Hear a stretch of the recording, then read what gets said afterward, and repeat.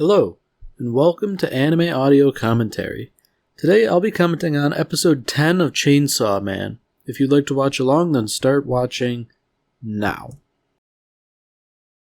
Last we left off, everybody was sort of, just recovering from that incident with Katana Man and the Snake Devil and all that.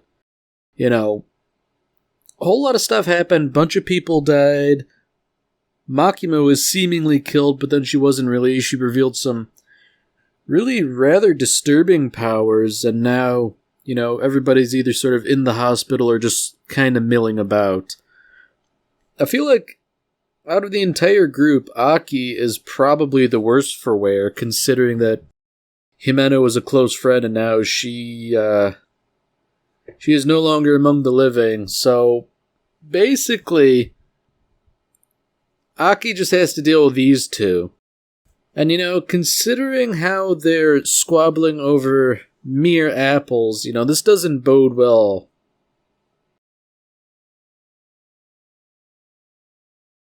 I mean, I guess it's almost kind of worse that they're squabbling over an apple and that, this is sort of like a result of Power having fled from combat. It's like, ooh, scaredy devil, you don't deserve an apple.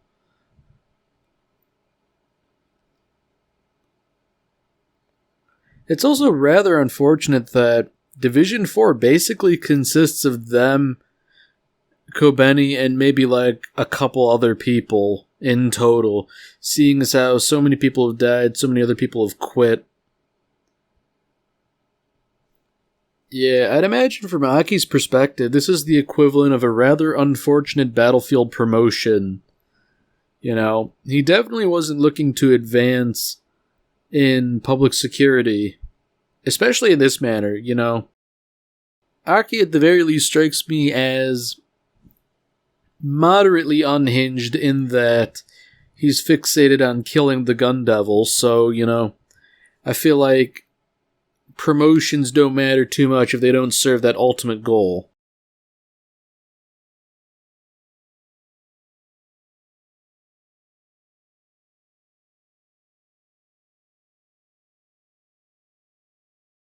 So just add an extra layer of misfortune going on, Aki's asking the cursed devil presumably how much time he has left to live, and it informs him he has 2 years. So I guess that, in a sense, sort of explains his habit of smoking, If he's not going to live long enough to have to suffer through lung cancer, why bother holding off? I don't know. It's like a good and a bad thing, because if you're going to die, you can live without regrets. But on the other hand, knowing you're going to die and when you're going to die, I feel like that's basically just having like the sort of Damocles hanging over your head, Sometimes I'd rather not know,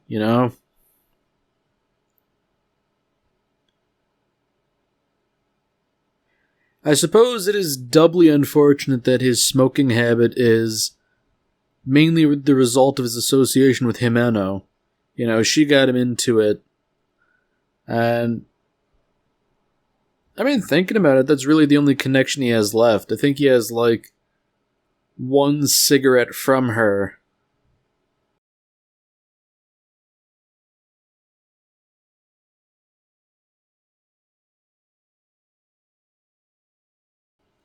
At least Denji has the good grace to sort of forego the manga he was going back to collect. Even if he is sort of like remembering and fantasizing.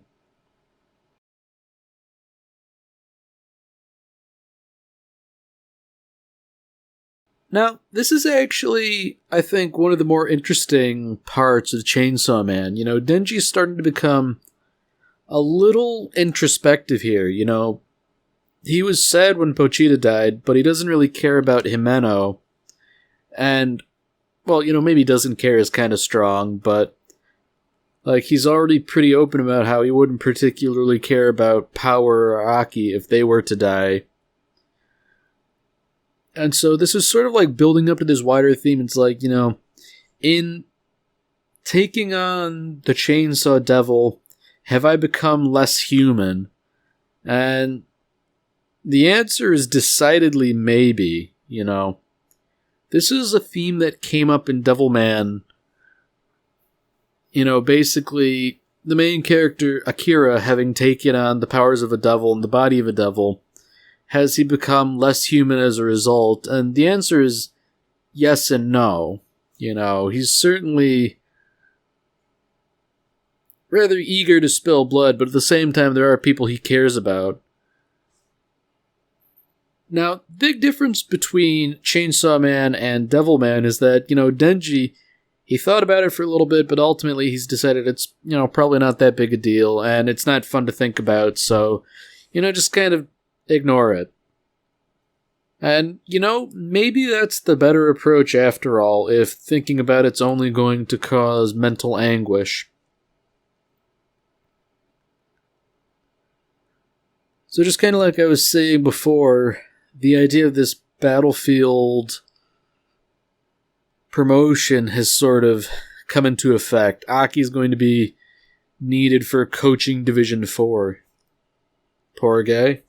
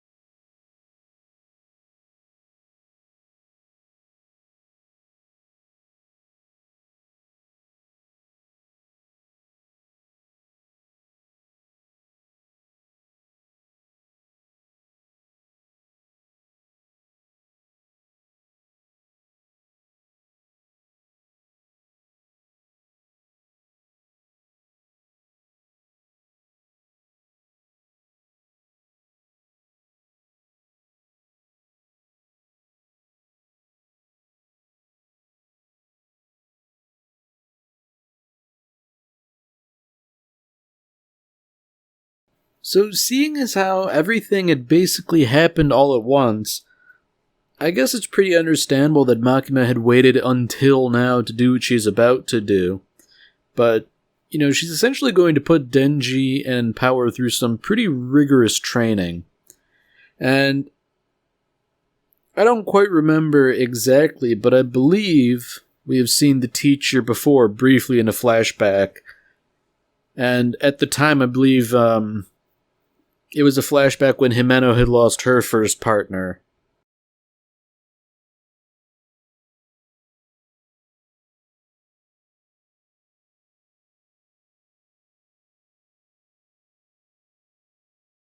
So already, he's sort of asking some weird questions. And I feel like Denji and Power aren't exactly answering them correctly.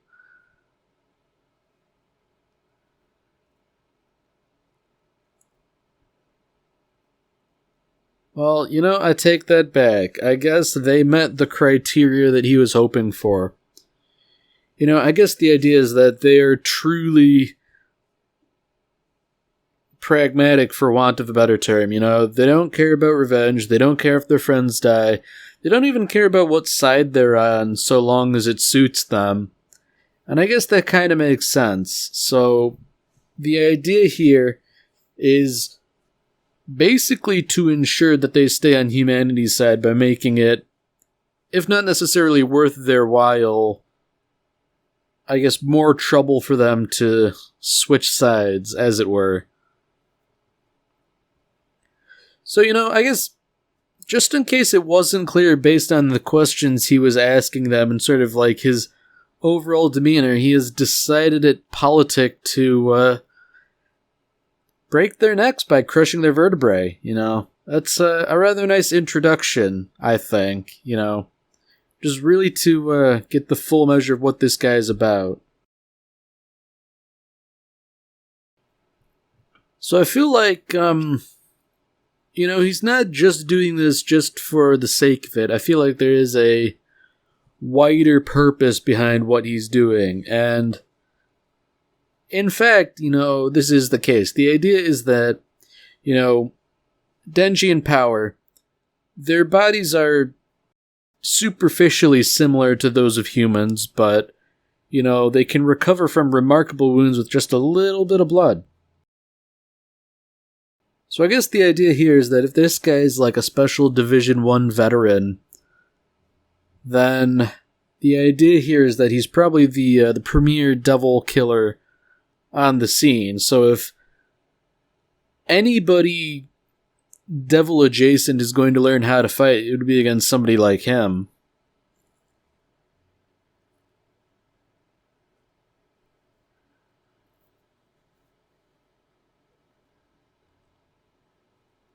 So this guy's kind of interesting in the sense that, Himeno sort of mentioned that any really good devil hunter has to have a couple screws loose. He's trained people before, but never devils. And eventually he had the drunken revelation that if you really want to train devils, who better than the best devil hunter on the block to basically kill them over and over again until they can survive. I mean, I feel like it might not be productive to throw them into the deep end immediately.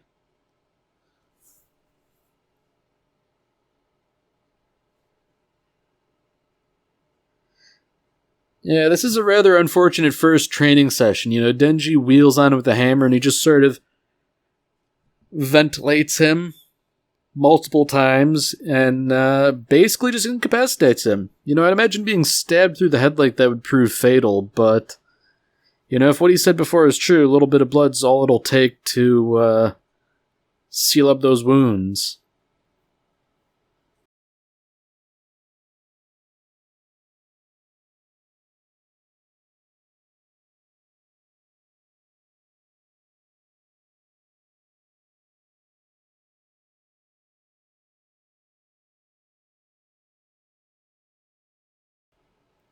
So, I'm not sure I agree with this guy's methods, slicing up his trainees so relentlessly, but I guess if the idea is that they'll be better in the long run, maybe it is worth it.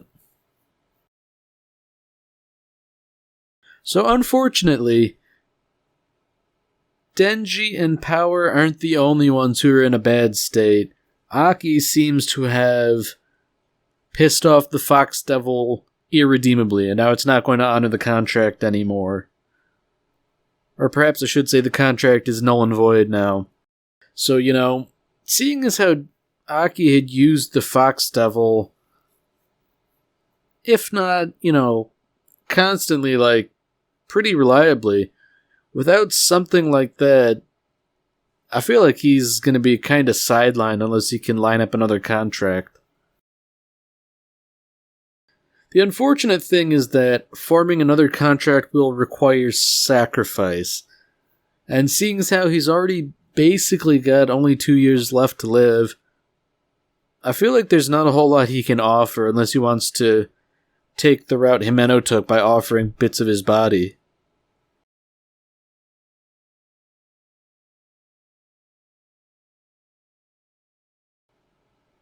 It is unfortunate the position Aki's in because, he has at most 2 years. That means he's going to need to, if he wants to get his goals done, kill the Gun Devil in those 2 years. And from what we already know, it's not exactly a feasible goal, The Gun Devil's just sort of in hiding and doing things mysteriously, working through proxies. I don't know if the topic has necessarily been addressed, but I don't believe there's been even so much as a sighting of the Gun Devil in quite a while.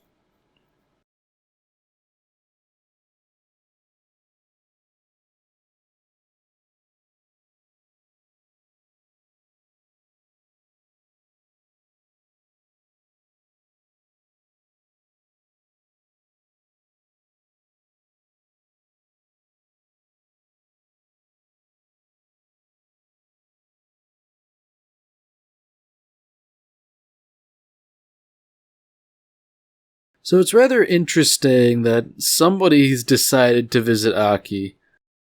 We don't really see who it was, but it was somebody with dark hair. Obviously Himeno's dead. I doubt it would be Kobeni. Maybe it was a girl from one of those previous flashbacks whose boyfriend had previously been Himeno's partner and he had died, and she sort of took it badly. I don't see why that would necessarily be the case, and I don't quite remember the explanation, but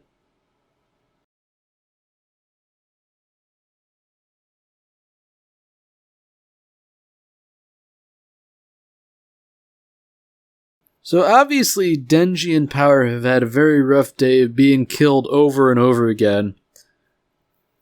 I feel like Power's choice of percussive maintenance was probably not as efficacious as she might have hoped. But, well, I don't know, beggars can't be choosers when, as they claim, they've died over 20 times. I'd imagine that has to take a toll on the body, even if you do regenerate. Or, if not the body, definitely the mind. Fortunately, I have very little experience in this field, but I haven't exactly died. So, that said, I can't imagine it's particularly pleasant in most cases. It is interesting. That's sort of like how they answered the question before. They're almost contemplating just abandoning this whole business. And, in fact, they might do so if they weren't actually hunted down and killed for real. It's not like they're being treated with kid gloves. But at the same time, I feel like they'd be treated a hell of a lot worse if they actually did try to defect.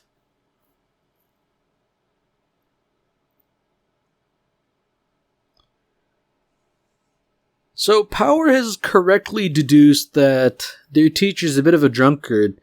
So, all they really need to do is outthink him, seeing as how he's addled by alcohol. The problem is, the pair of them only have about 3 brain cells between the two of them. So, naturally they think scheming and planning is going to be an easy thing, but something tells me their plans are going to be half-baked at the best of times.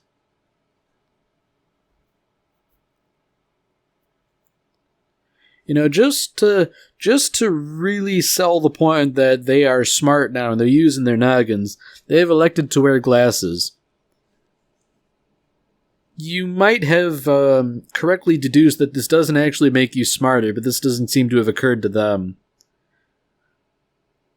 I do find it interesting that the training has now extended into their homes, which is, I don't know, that kind of sucks, I would think. Not even being relatively safe in your own home, even if actual death is not on the table necessarily. And you know what?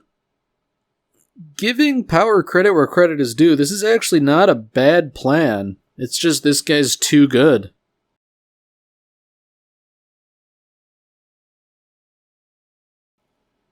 That, maybe Denji should have struck a little bit earlier than he actually did. Try and catch him while he was busy with those spears.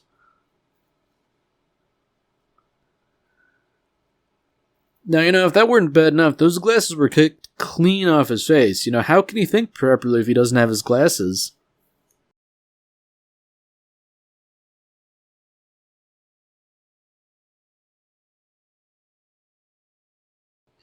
I guess credit where credit is due. He's willing to tell them that this is probably the best plan they've concocted so far, but, it was far from perfect. Power didn't account for becoming anemic after using so much blood, and Denji wasn't, I guess, really as on top of things as perhaps he should be. I feel like their teacher's a little too preoccupied considering how he's decided to start hitting up bars instead. Oh, I take that back. I remember now. He just sort of tells them, I'm going to go out and drink. See you guys later. But, Why should prey trust what a hunter says at face value? And fair enough. They probably shouldn't have fallen for something like that. Or rather, if they've fallen for it now, they definitely shouldn't fall for it again.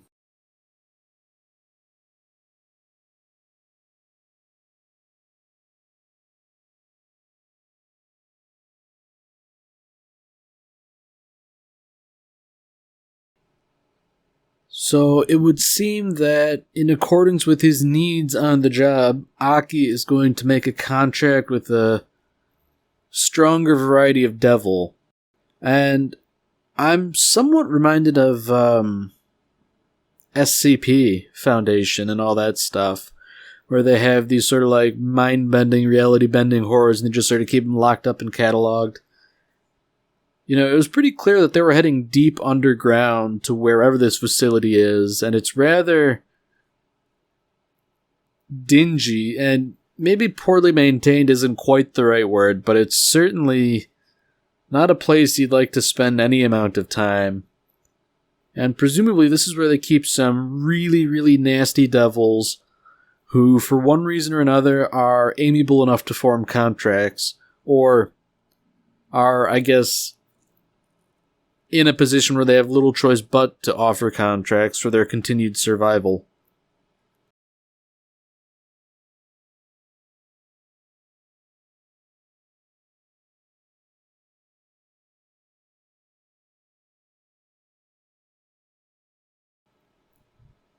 Alright, so we're getting a little bit of explanation here. It would seem as though Himeno's sister had decided to visit Aki.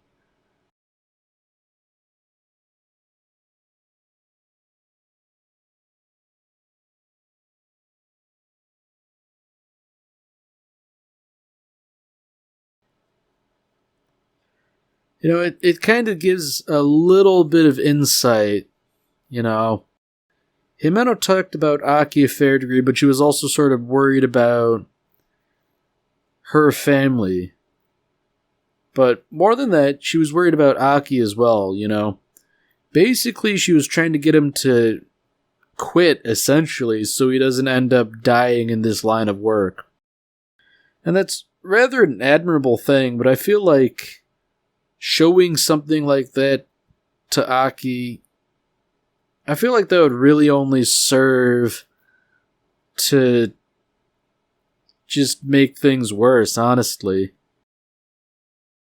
Worse to the point of going to meet with the future devil, who, by the admission of others, have had to give up half their lifespan to make a contract, or give up both of their eyes. That's some serious stuff. I mean, half a lifespan in Aki's case, that's 1 year, it's not that much, considering how much time he has left, but, who knows, the future devil, the future being a capricious thing, might want something greater still. I do find it interesting that once they let him in, they sort of like locked the door behind him. I guess it makes sense, you don't want the devil escaping or anything, but it does really remind me of SCP.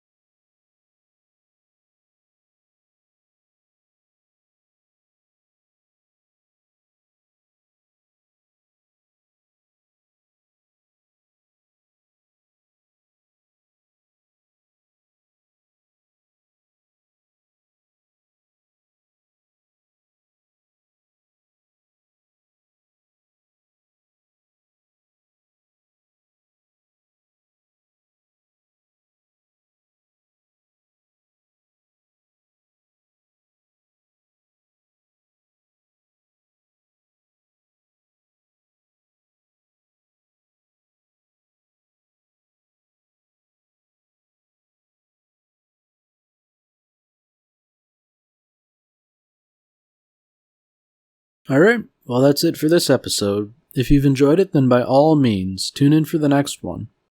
See you, Space Cowboy.